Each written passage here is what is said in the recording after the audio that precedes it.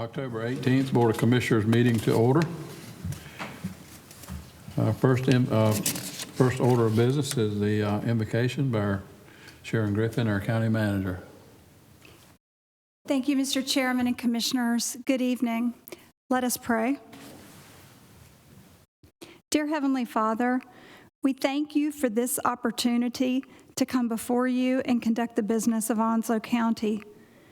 Father, we pray for the men and women who serve our country with tremendous courage, commitment, and sacrifice. May your blessings be upon us always. Now, with deep respect and reverence for the faiths, beliefs, and traditions of those gathered here today, join me in a moment of silence. Amen. Our pledge by Assistant County Manager, Ms. Sherry Slater.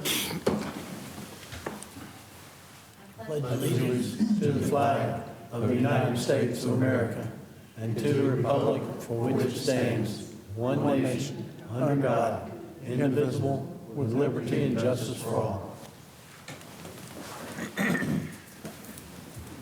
Thank you all for being here. I'd like to acknowledge our elected officials, which would be Sheriff Hans Miller. Thank you, sir, for being here. I don't see anyone else. Did I miss anybody? I missed manager? I don't believe you did, Mr. Chairman. Okay, thank you. We ask all that in attendance, please set your cell phone to silent or vibrate mode. The board offers the public one opportunity to speak during the meeting. Comments should be limited to no more than 5 minutes and may be on any issue upon which the Board of Commissioners has control. In accordance with the board's adopted rules of procedure, commissioners shall reserve responses, if any, for the commissioner comment period on the agenda. That'll be at the end of the meeting for commissioner comments. With no other items to be considered, I would entertain a motion to adopt the meeting agenda. Motion. Second. Have a motion and a second. All in favor of the motion signify by saying aye. Aye. All opposed? Motion carries. Is there any item on the consent agenda that any commissioner would like to have removed for later discussion? Motion to approve. Second. Have a motion and a second. All in favor of the motion signify by saying aye. Aye. All opposed? Motion carries unanimously. We are now at the item 3, which is public comment. And Ms. Griffin, do we have anyone signed up? Yes, Mr. Chairman, we have one speaker this evening. For all of those in the audience, this is our public comment period this evening. Our speaker will be acknowledged and will approach the podium. We ask that you acknowledge your name and give your address when you come to the podium. We ask that you address the board as a whole and not one individual commissioner. Discussions between speakers and members of the audience are not permitted. And we do expect speakers to be civil and professional in their language and presentation. You have exactly 5 minutes. When 5 minutes is up, we ask that you respectfully take your seat. Our one speaker this evening is Mr. Dennis Burgard of 526 Rock Creek Drive North. Thank you very much for the great pronunciation of my name. I don't normally get that. So I'm Dennis Burgard, 526 Rock Creek Drive in Jacksonville. I came here tonight to speak to you about an issue I've run into, this will be probably twice now in the last 3 years, in dealing with the Onslow County noise ordinance, or shall I now say, or lack thereof. What I've come to discover, and I've emailed all of you an issue I ran into here recently, is as I tried to work through the legal system with the noise ordinance that's in place, I came to discover from our district attorney that we have an unenforceable noise ordinance. I think I've heard that maybe there's some things going on between the county and the county attorney and the DA and other folks in order to maybe change the language here so that it can be enforceable. I think the first time I had an issue, something kind of got worked out with the one individual, so it didn't have a need to go any further. In his last case, it was not able to be done. I tried my best to work out an issue with a company that decided they needed to do business at 1 or 3 in the morning, waking me up every week and sometimes twice a week to do so. I don't think the best way to deal with this is to now just try to work with this one company, because the problem is this particular company has 5 competitors. Those 5 competitors who are on my street could each make a decision next week that they would like to conduct business at 1 o'clock and 3 o'clock in the morning as well. And apparently from our, the way our ordinance is written right now, almost anybody could do that. They could show up and mow lawns. They could show up and pour cement. They could put on roofs. They could pretty much do anything they choose to do in my neighborhood, because we don't have an ordinance that would in any way prevent them from doing so. So I'm asking that you folks, as our commissioners and our county attorney, take a serious look at this. I understand the issues you deal with because you are in the county, and of course you've got different locations. Sometimes you've got people miles apart. You've got a whole different scenario than you do in the city. But I hope you would especially look at the subdivisions. The subdivisions in the county are no different than the ones in the city. We're all close together.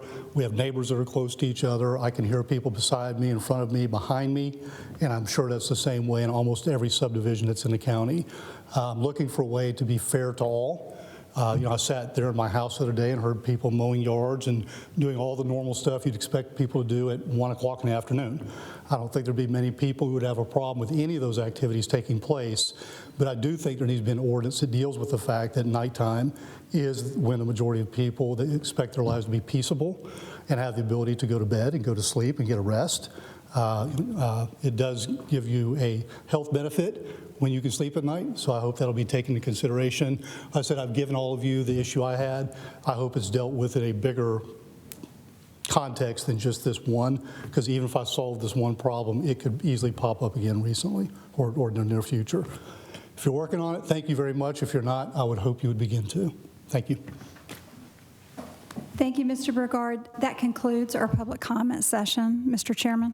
Okay, thank you. We'll move on to item 4, presentations. That'll be Ms. Kristen Hoover, our health director.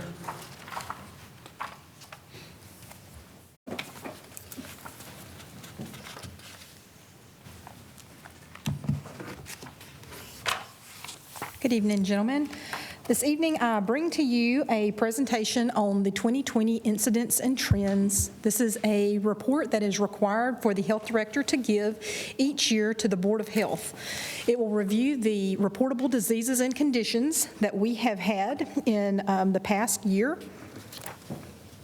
And so to begin, this graphic illustrates kind of the communicable disease reporting pathway that we have, where hospitals, laboratories, schools, and local providers report 82 different communicable diseases and conditions to the health department for investigation. We investigate and then upward report those to the Division of Public Health, where they do a little bit of validation of the work that we have done, and then pass those on up to the CDC. So really what starts this entire process is that report that comes into us, where we then investigate it, take action, educate community members, monitor what we see in our community, and then seek to analyze this data. And that's part of why I'm here tonight, is to help us monitor and protect health and well-being of our citizens and identify any emerging issues that we might have in our community. So the first area that we'll be talking about will be our STDs, and you should note that as we talk about these different diseases and conditions, we're going to be talking about case rates. So this is the number of cases per 100,000 people. We try to simplify this to be reported as a rate rather than a count, because the count of cases that we would have in Onslow County for our population compared to the state would differ because those population sizes differ. So we try to normalize the data for population. So the first section that we'll talk about will be our STDs, and so chlamydia is the most voluminous disease that we see. So we had over 2,000 cases of chlamydia in 2020. What you'll note from this graphic is that we had been trending up for the previous 3 years, and then in 2020 it was down a bit. The state followed this same trend. We believe that this is probably due to the decrease in people moving around in 2020 and probably decrease in access to their providers. We see the same trend continue with gonorrhea, where we saw a little bit of a decrease in 2020, both in the state and in Onslow County. Syphilis, although an STD, is a little bit different. For several years, we have seen this increasing trend in cases. Syphilis is a condition that we had thought that we had gotten a good handle on, and over the past several years, we have seen this come back, and so it's something that we remain very vigilant about trying to find cases of and investigate. There are certain conditions that are investigated beyond just by us. There are regional disease intervention specialists that assist us with syphilis, HIV, and AIDS, and so the next two that we will look at will be our HIV and AIDS. So you can see when we talked about HIV last year, we had a significant increase in HIV cases from 18 to 19. In 2020, our cases did not continue to increase, but we do remain a little bit higher than the state. And then for our cases of AIDS, we didn't really see too much of a change. The rate was a little bit lower, but across the state, the rate was also just slightly lower. So kind of to summarize it, we believe that what we saw with the decreases in some of these were likely because these diseases went undetected. And so that's something that we want to remain aware of. The one that was kind of the outlier was our syphilis cases, and we know that that is a multi-year trend that we're observing. Moving on to tuberculosis, we had only one case of tuberculosis, of active tuberculosis in 2020. In 2019, we had none. This is a disease that people think about as being something that's of the wild, wild west, but tuberculosis is still alive and well. We have had more than one case so far in 2021, so we will be talking more about this next year. Vaccine preventable diseases, you have a handout in your packet that illustrates this.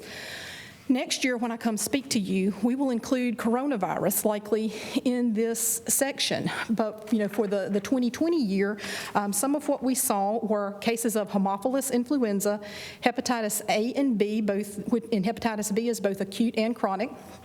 Influenza deaths, we have had no pediatric influenza deaths, but we did have deaths in those over 18 years of age that were from flu. And then pertussis, or whooping cough, is something that we are immunized against as in our childhood immunization series, but under vaccination is a threat to that. And then varicella, so chickenpox is back as a reportable communicable disease. So this was added to the mandatory reporting list in 2020, and Onslow County had one case of varicella when there were only 12 reported across the state for 2020. Multi-drug resistant organisms, and this is a combination of several different organisms. It's a combination of Staph aureus that has a reduced susceptibility to vancomycin, carbapenem resistant Enterobacteriaceae, and Candida auris. So only one of these superbugs can be a really big deal for a county, and luckily in 2020, our healthcare systems did not report any of them. However, it is something that we keep our eye on, we want to be very vigilant about, and this is the piece that goes along with our antimicrobial stewardship. This is why when you're prescribed antibiotics, we want you to complete that course of therapy and to not keep that bottle of half-taken antibiotics in your cabinet, because we want to make sure that the antibiotics that we have in the pipeline will continue to work for the diseases and the conditions that we have. So this one is particularly important for our healthcare system. Enteric pathogens, which are typically our foodborne pathogens, we have several that are reportable, but I have picked Salmonella to bring to you. So what you see in this graphic is a decrease in the cases of Salmonella, and this was likely due to a decrease in the number of people that were eating out in restaurants due to some of the closures that we might have seen during 2020 and during COVID. So that's Salmonella is one of the more common reportable communicable diseases that we see. Other diseases of concern, I have highlighted Group A Strep. And when we think about Group A Strep, this is the same thing that causes strep throat. But in this graph, it is invasive, meaning that it has impacted a normally sterile body site. Your blood or your spinal fluid would be what we would be considering there. In 2020, we had 19 cases of Group A Strep, but 9 of those were among people who had a history of IV drug use. This was a little bit concerning whenever I looked at it because our rate went up so substantially.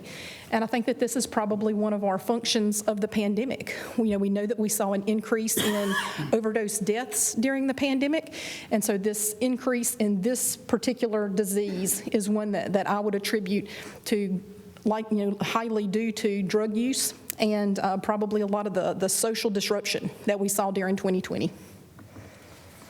Vector-borne pathogens. This is a really kind of a bright point when we look at how we did in Onslow County in 2020. There were, this could be mosquito-borne diseases or tick-borne diseases, and in 2020 there were no cases of several of our mosquito-borne pathogens. We had one malaria case, but it was an imported case of malaria. It was someone who had had overseas travel, and we had no tick-borne diseases in our vector-borne diseases this year. Animal bites and our rabies prophylaxis, you can see that we had a decrease in the number of animal bites that we had in 2020, and along with that, there was a decrease in the number of people who had to receive rabies post-exposure prophylaxis. Shown in a little bit of a different way, the proportion of animals that test positive for rabies decreased in 2020, and so that is a good thing. And we need to continually highlight the efforts of rabies vaccination and stress that importance to our public.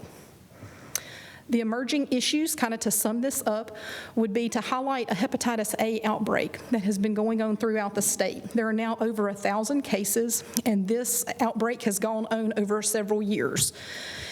It has required 63% of those people who were cases to be hospitalized and has a 2% case fatality. We had 2 cases of hepatitis A in 2020, and one of those was linked to this statewide hepatitis outbreak.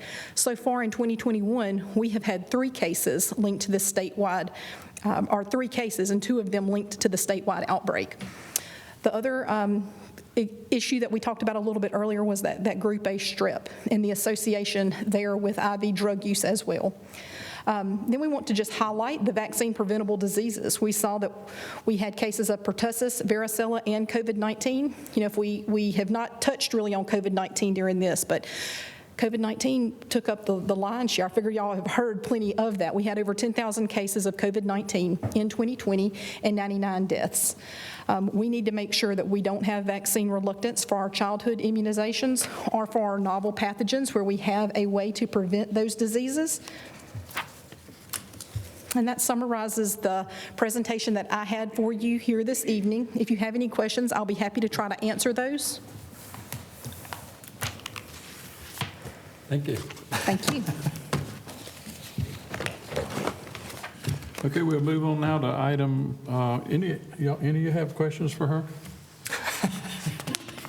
You almost made it back to your seat. I wanted her to get back to her seat before I asked her that. Appointments, Civic Affairs, Ms. Griffin. Yes, we do have a few appointments this evening. The first is for the Onslow Civic Affairs Committee, which is composed of 23 members who have an interest in civic affairs or who can provide assistance to the effort. This board appoints 16 of those. This evening, Ms. Stephanie Hobbs, Mr. Andrew Mercer, and Ms. Jody Shepard have expressed an interest in appointment and have provided citizen participation applications. The applications are on file and they have been certified by our clerk. No other individuals have expressed an interest in serving at this time. We respectfully request that the Board of Commissioners consider the appointment of Ms. Stephanie Hobbs to seat number 5, Mr. Andrew Mercer to seat number 7 for 2-year terms expiring September 30th, 2023, and consider appointment of Ms. Jody Shepard as the representative of other municipalities in seat number 15 until she no longer serves in that function. Motion to approve. Second. Have a motion and a second. Any discussion? All in favor of the motion signify by saying aye. Aye. All opposed, motion carries. Next item is Museum Advisory Board. Ms. Griffin? Thank you.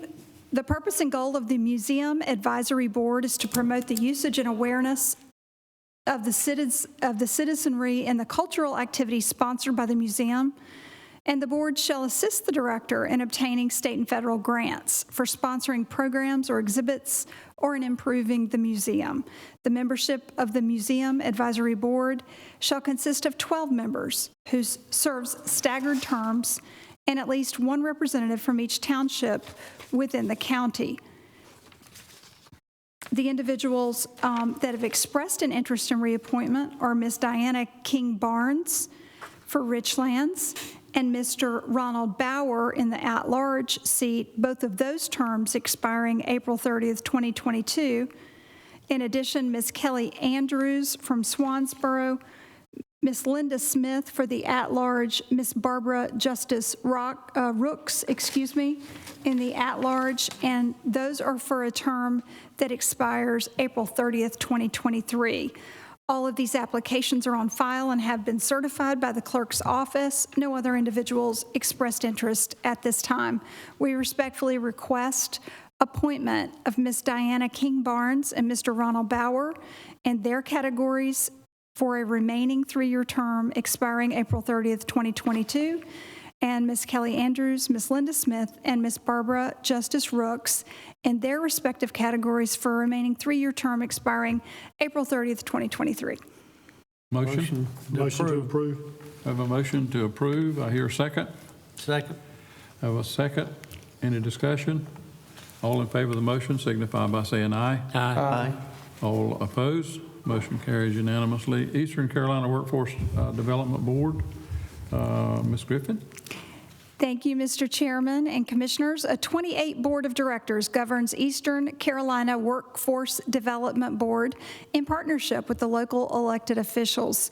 This is our designated administrative fiscal agent for the federal and state workforce development funds appropriated by North Carolina Department of Commerce, and it operates employment and training services in a 9-county local area. The Eastern Carolina Workforce Development Board has requested the appointment of Ms. Lindsay Gress, representing the public sector. Additionally, Eastern Carolina Workforce Development Board has requested a waiver of residency for Ms. Lindsay Gress. Ms. Gress works in Onslow County, but resides in Carteret County. Eastern Carolina Workforce Development Board has expressed the challenges of finding the most qualified applicant for this particular mandated category. The application is on file and has been certified by the clerk's office. We respectfully request the appointment of Ms. Lindsay Gress, Public Sector, for a remaining 2-year term ending June 30th, 2022, and approval of the waiver of residency for Ms. Gress, who resides in Carteret County. Motion to approve. Second. I have a motion and a second. Any discussion? Hearing none, all in favor of the motion signify by saying aye. Aye. All opposed?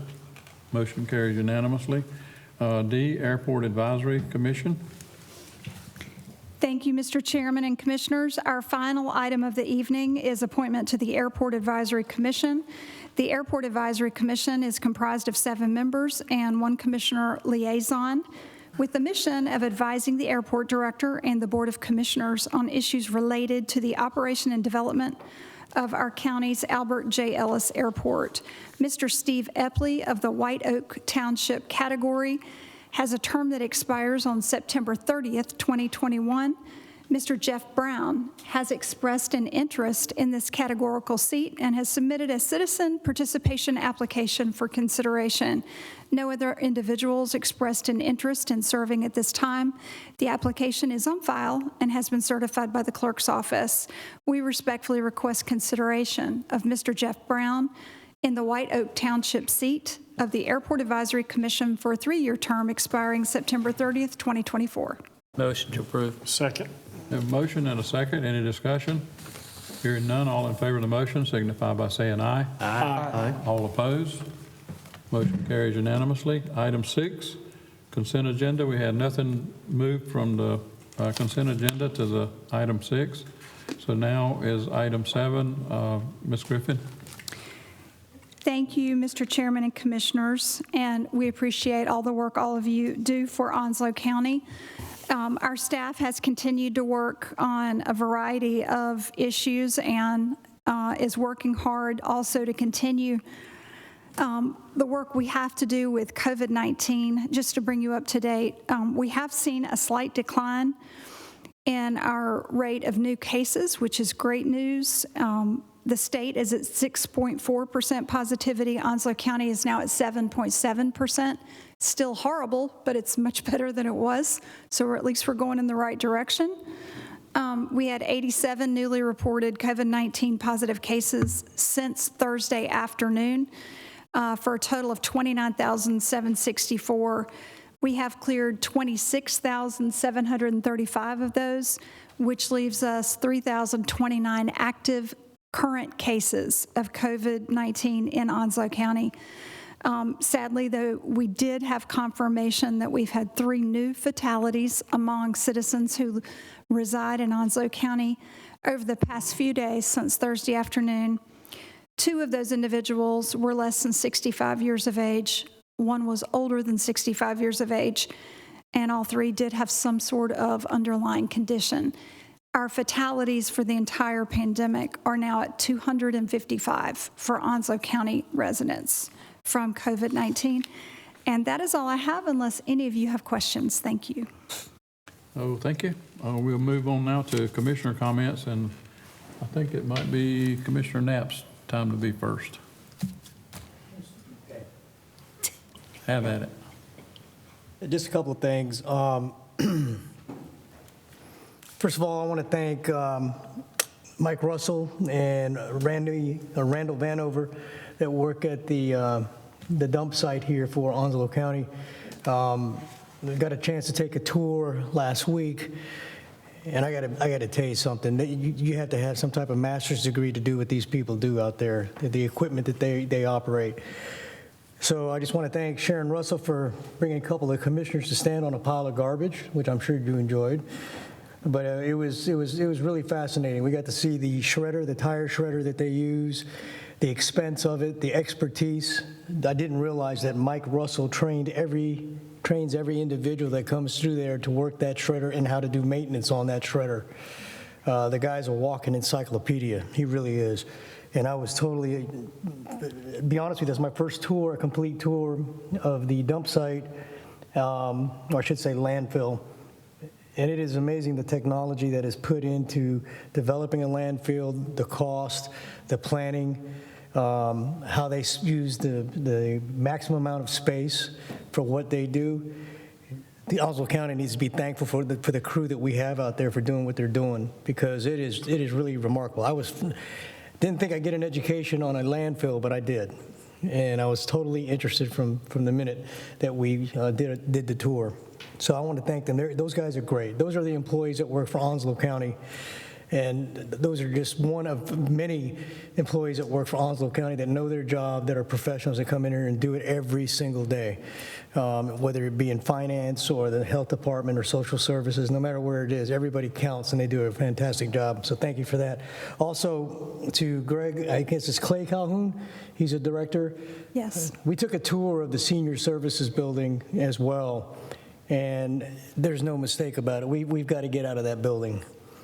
There is literally black mold on numerous walls, rusty pipes, water dripping, tiles are falling out, and stuff like that. So we definitely have to find an alternative location for our senior services people. And while we were there, we saw people, seniors, that were actively participating in the nutrition program, the exercise program, or just being there just to be away from wherever they may be. And, the seniors are really important to us as far as our citizens are concerned. We need to take care of them because these people are people's grandmothers or mothers or fathers, and we need to take care of these people.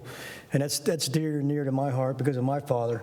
He was in a home for about 7 years, so it brought back a lot of memories, and it's amazing the little time you spend with these people and what kind of enjoyment they get. It means a lot to them.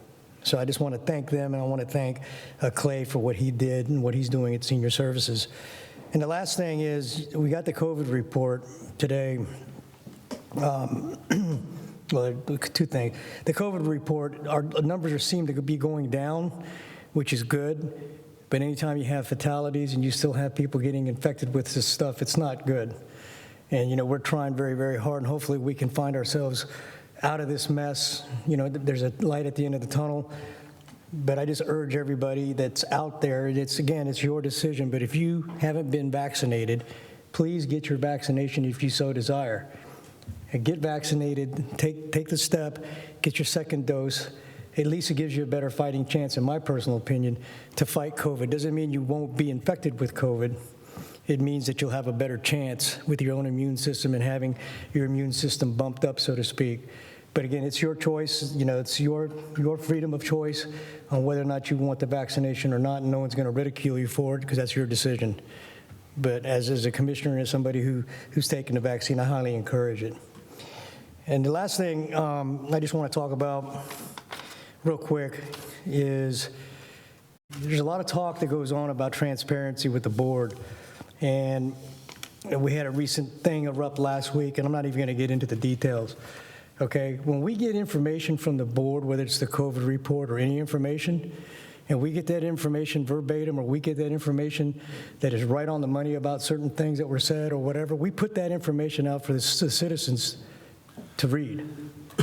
If we make a mistake on a post, if I make a mistake on a post, I go back and correct it. Okay, I ask for clarification. So when you see those COVID reports, this is the information that we're getting from our county staff who are busting their rear end every day to get all this information.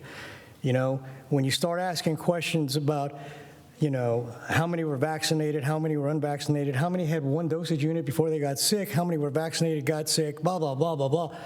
That's not what we do. We report the numbers. When you get into the weeds like that and you want specific details, then we'll try to find you somebody who can give you those details that are keeping stats, because people keeping stats takes time and it takes money and it takes manpower to do that. But the most important thing, it takes time.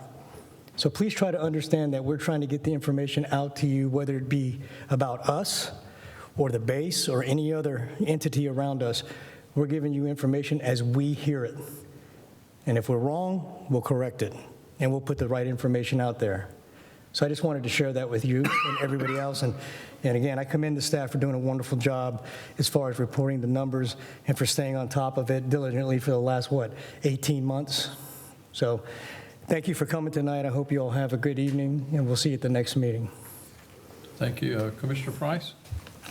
I'd like to echo a little bit of what Commissioner Knapp said as well. Just appreciate Ms. Griffin and her staff for giving us the tour of senior services, especially in light of what's having to make that decision on the funds from the American Rescue Plan and which direction to go to address some of the issues for our seniors. And I just want you to know that you're getting your money's worth for the shredder as well out of the landfill that Commissioner Knapp spoke of a little bit. I think we had a vote on that, seems like about 5 or 6 months ago, and they told us about its capability and what it could do. And to see it, you realize how much money is being saved through saving the landfill space.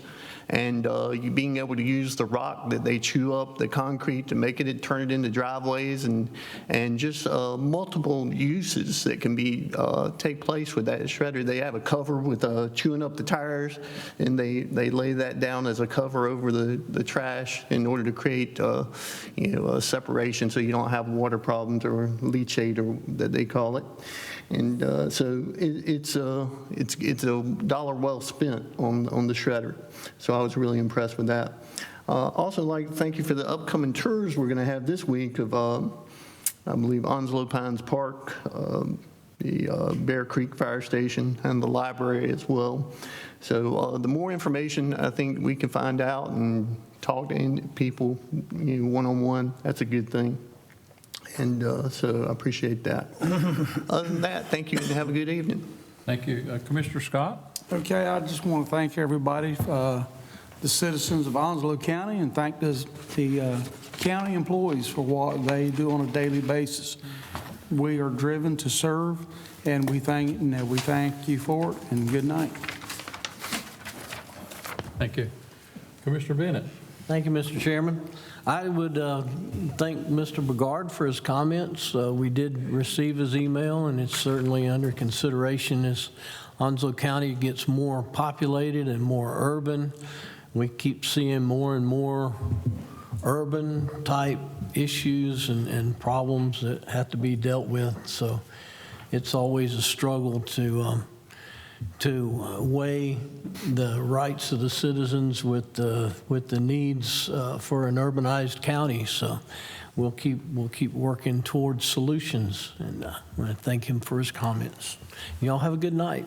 Thank you. Commissioner Buchanan? I think it's all been said pretty much. I ditto what everybody else has said. When you get down to the last of us, thank our staff. I've always thanked the staff for what they do. They work hard for what we have going on here, and we just got a great county. Everybody have a nice evening. Thank you. Thank you. Vice Chairman? Well, it is what it is until it's not. I think that's probably something we need to think about here throughout all this. Currently, you pick up the phone and you call Onslow County, somebody answers the phone and tries to take care of whatever it is that you need. So we've done a great job of continuing the services and providing the services to the people of Onslow County throughout all this. When there's all sorts of segments of our society that we call or go to and the lobby's closed or whatever's taking place, Onslow County hasn't. We've done a great job, and that's because of the people that work for Onslow County and the things that you do. And appreciate Dennis coming out tonight. I think it's important that we probably take a look at that noise ordinance, and I think we already are in the process of doing a lot of that, so we appreciate that. Other than that, have a great night. Thank you. The landfill, for ones that don't know, is totally operated with an enterprise fund. No tax money, no property local tax money is used for our landfill. And because of Hurricane Florence, the landfill filled up more prematurely than what it normally would have, because we had $11 million worth of debris that was hauled out there from Hurricane Florence, and that narrowed the airspace down. So that was one of the reasons for the decision to buy the shredder. And just to give you an idea of what the shredder does, and I think Ms. Griffin already mentioned that one of her, and that was what Randy told us at the landfill. You take a full-size, king-size mattress and put it in the shredder, and you can take that same material when it's finished processing and put it in a 5-gallon bucket. So that's the kind of airspace that we're saving. Well, right now, because of Hurricane Florence, we had to use and spend $7.5 million to expand the landfill, and that was used for, I think we were going to be able to use the ARCA funds to do that. So that's still no more local tax money to use to do that. But if you don't have a landfill that has airspace, you got to figure out what you're going to do with your trash and your garbage and your construction demolition. So if we don't have the landfill and the space available, then we have to haul that somewhere else, and it really gets expensive to transport it. So that being said, we are in good shape with that. And I took the tour, and the ones of the commissioners that took the tour, I think everybody was really impressed with the operation out there and what we really do at the landfill. I did want to say my condolences, and I hope the board will agree with me, goes out to General Colin Powell that passed away, 84 years old. Actually, he's a victim of COVID-19. So it's this stuff, don't pick and choose. I mean, don't select people. It just attacks people that's in a vulnerable situation. So other than that, that's all I have. I want to also thank the folks that come. Thank you, Ms. Hoover, for giving us that detailed report. It's eye-opening, the material that you presented us tonight. Thank you for doing that. Other than that, I'll entertain a motion to adjourn. So moved. All in favor, signify by saying aye. Aye. We are adjourned. Thank you for coming.